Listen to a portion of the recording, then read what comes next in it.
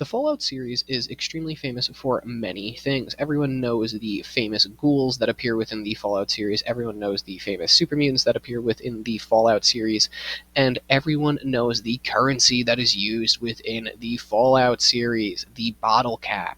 In the brutal wasteland of Fallout 76, just like the rest of the Fallout games, bottle caps are extremely vital. There are so many different avenues for making caps in Fallout 76. These include NPC vendors, expeditions, events, and of course your own fucking vending machine. Now let's do a little dive into each method and how to maximize your earnings. Let's start with the most straightforward method, the one that has appeared in every single Fallout game, the NPC vendors.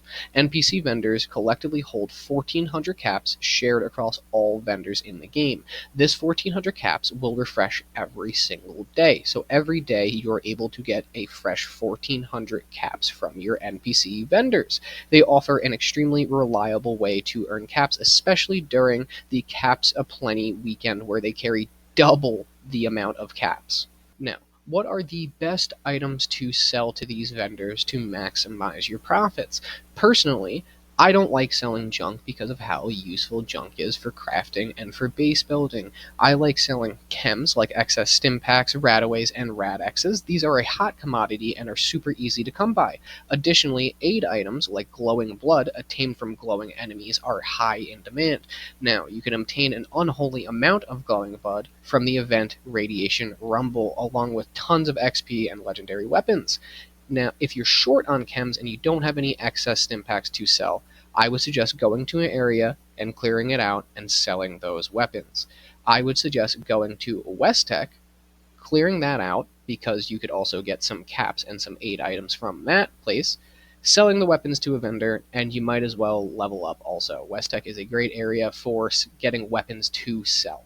Personally, I usually just sell my excess food from events, and then I finish off the total with some excess stimpaks or radaway. Basically just any excess chems that I have, I just throw at them.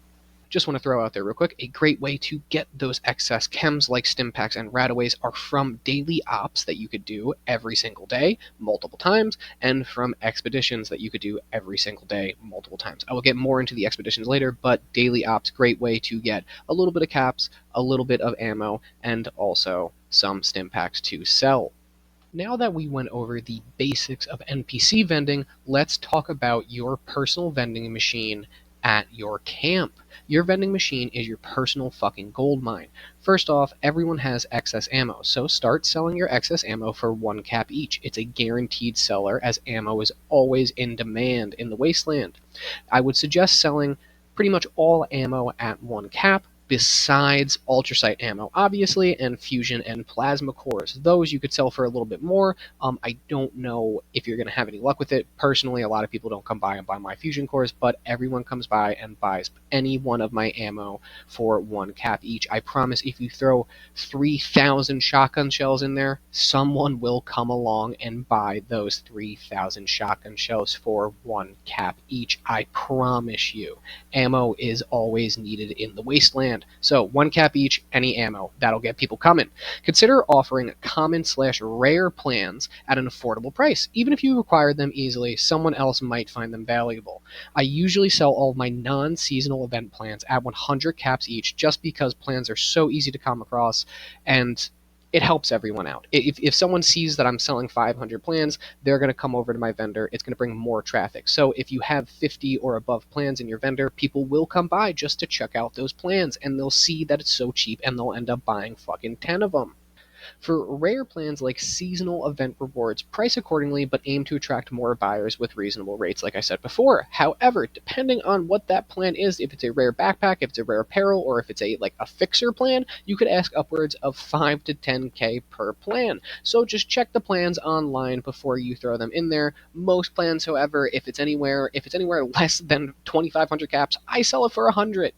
Now, another great item are serums. Serums are extremely lucrative, they're easy to get, and selling them for a flat rate of 1,000 or 500 caps can be extremely beneficial for new and seasoned players, as buying plans and crafting serums can be extremely costly and time-consuming if you're not a seasoned player. All of those other items are obviously okay to have in your vending machine and will help you, especially the plans. Those will attract a lot of players to your camp to check out the vending machine. But everyone knows the real bread and butter of the vending machine are legendary weapons. Price all legendary weapons competitively based on their rarity and rolls. For high value sought after weapons like the fixture or any seasonal event weapons like the pepper shaker or alien disintegrator, consider selling them at lower prices to attract more people. Now, if you do that, you'll have more people coming in. Someone could buy a vampire's fixer off of you for 1,000 caps, re-roll that, they'll be happy. No one's going to buy a vampire's fixer off of you for 5,000 caps. That's just stupid. You're a dickhead if you do that. Sell it for 1,000, someone could re-roll it, and then boom, you just gave a new player a fixer. Awesome, feel good about yourself.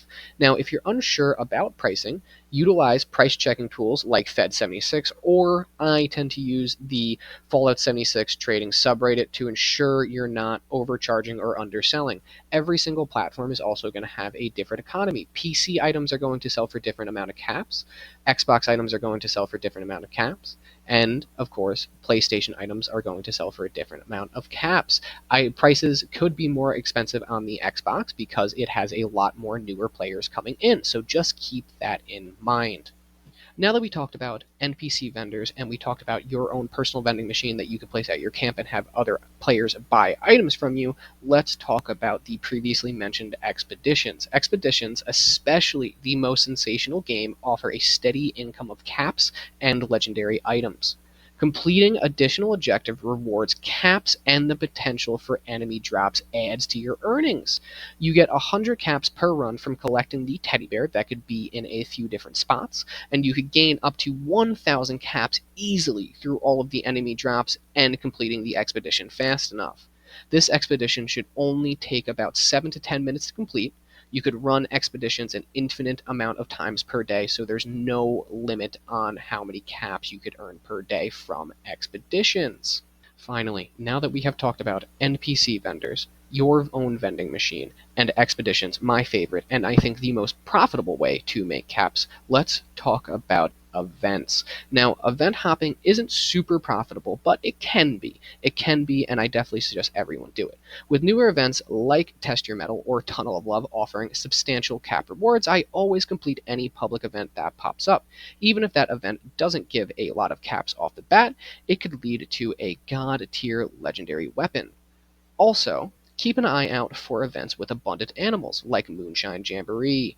In these events, you can collect the animal meat, cook them, and sell them for caps. By participating in events and expeditions every single day, you could easily earn an additional 5,000 to 10,000 caps.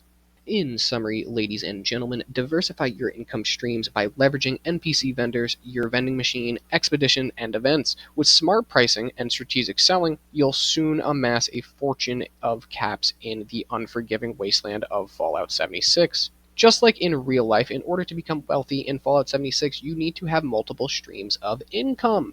I do suggest, however, that you run as many expeditions as you can. Out of all of these methods, obviously, the vending machine is more passive. Throw some items in there and they will sell. The expeditions, if you do them a shit ton per day, you will definitely see more caps get adding to your stash. Let me know if you guys have any other tips or tricks on how to become filthy rich in the wasteland of Fallout 76, just like a capitalist motherfucker. I hope to see you all in the wasteland. As always, I just want to thank you guys for watching. Until next time.